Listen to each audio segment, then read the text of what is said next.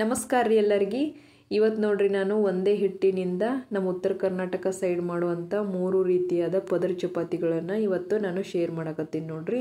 ಈ ರೀತಿಯಾಗಿ ಒಂದ್ಸಲ ನೀವು ಚಪಾತಿನ ಮಾಡಿ ನೋಡ್ರಿ. ದೊಡ್ಡವ್ರು ಹಿಡ್ಕೊಂಡು ಸಣ್ಣವ್ರ ತನಕ ಭಾಳ ಇಷ್ಟಪಟ್ಟು ತಿಂತಾರೆ. ಅಷ್ಟು ಮೃದುವಾಗಿ ಈ ಚಪಾತಿಗಳು ಬರ್ತಾವೆ. ಈಗ ಬರ್ರಿ ಯಾವ ರೀತಿಯಾಗಿ ಮಾಡೋದಂತ ನೋಡೋಣ.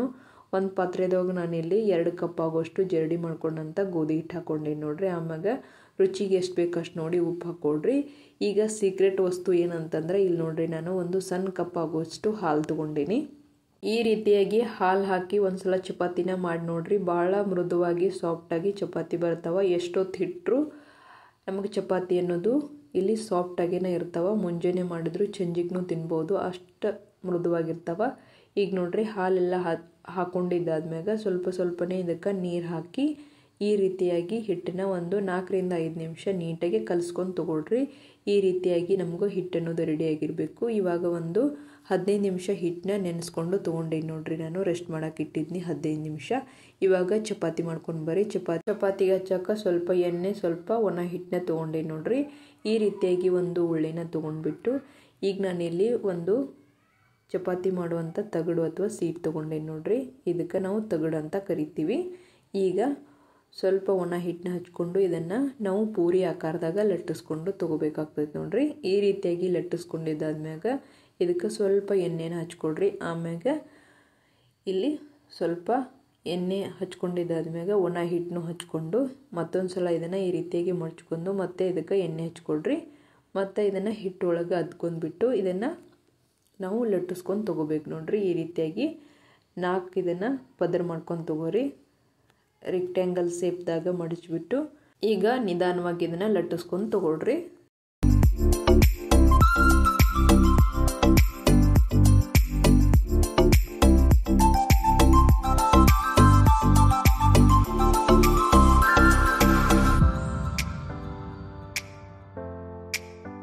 ಈ ರೀತಿಯಾಗಿ ಲಟ್ಟಿಸ್ಕೊಂಡಿದ್ದಾದ್ಮ್ಯಾಗ ಇದನ್ನು ನಿಧಾನವಾಗಿ ಈ ಸೀಟ್ ಏನಿರ್ತೈತೆ ನೋಡ್ರಿ ಇದರ ಸಮೇತನೇ ಇದನ್ನು ಈ ರೀತಿಯಾಗಿ ತೆವಿ ಒಳಗೆ ಹಾಕ್ಕೊಂಡು ಬೇಯಿಸ್ಕೊಳ್ಳೋದು ನೋಡ್ರಿ.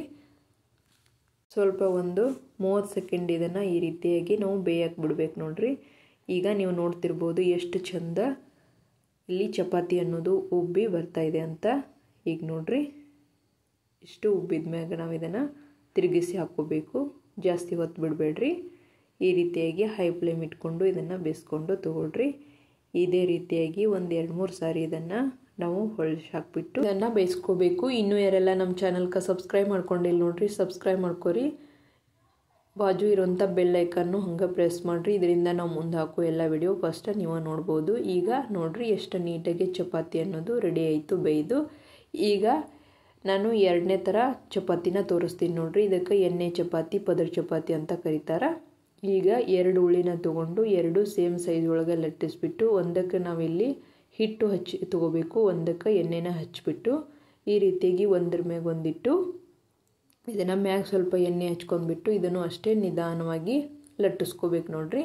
ಜಾಸ್ತಿ ಭಾರ ಹಾಕಿ ಲಟ್ಟಿಸೋದ್ರಿಂದ ಪದರ ಅನ್ನೋದು ಉಚ್ಚೋದಿಲ್ಲ.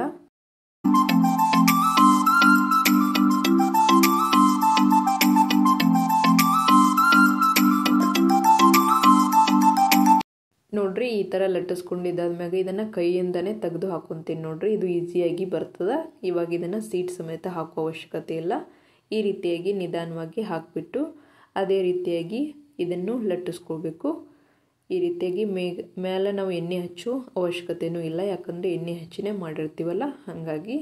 ಈಗ ನೋಡ್ರಿ ಈ ಥರ ಇದು 2 ಕಡೆ ನೀಟಾಗಿ ಬೆಂದಿದ್ದಾದ್ಮ್ಯಾಗ ಇದನ್ನು ನಾನು ತೇವಿ ಒಳಗನ ಈ ರೀತಿಯಾಗಿ ಬಿಡಿಸಿ ತೊಗೊತೇನೆ ನೋಡ್ರಿ. ಅಂದರೆ ಬಿಸಿ ಬಿಸಿ ಇರಬೇಕಾದ್ರೆ ಇದು ಉಚ್ಚಿಬಿಡ್ತದೆ.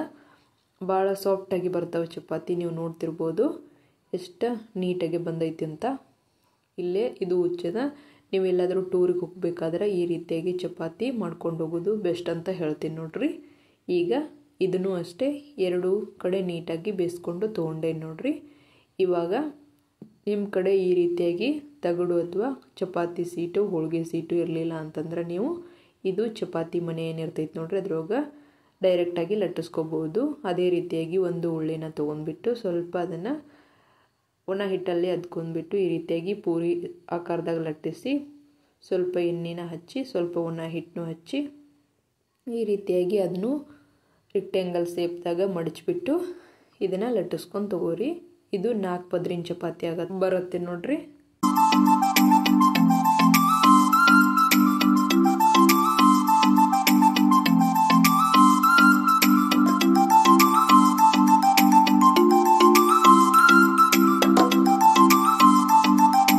ಈಗ ಇದನ್ನು ಈ ರೀತಿಯಾಗಿ ಲಟ್ಟಿಸ್ಕೊಂಡಿದ್ದಾದ್ಮ್ಯಾಗ ಇದಕ್ಕೆ ಮ್ಯಾಗ ಸ್ವಲ್ಪ ಎಣ್ಣೆನ ಹಚ್ಕೊಂಡ್ಬಿಟ್ಟು ಈ ರೀತಿಯಾಗಿ ನಿಧಾನವಾಗಿ ತವಾ ಒಳಗೆ ಹಾಕೊಂಡ್ಬಿಟ್ಟು ಇದನ್ನು ಒಂದು 30 ಸೆಕೆಂಡ್ ಹಾಗೆ ಬಿಟ್ಟು ಈ ರೀತಿಯಾಗಿ ತಿರುಗಿಸ್ಬಿಟ್ಟು ಹಾಕ್ಕೊಡ್ರಿ.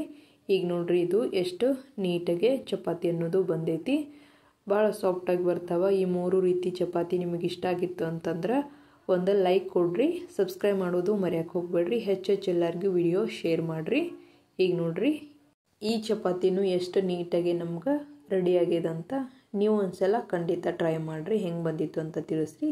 ಎಲ್ಲರಿಗೂ ನಮಸ್ಕಾರ.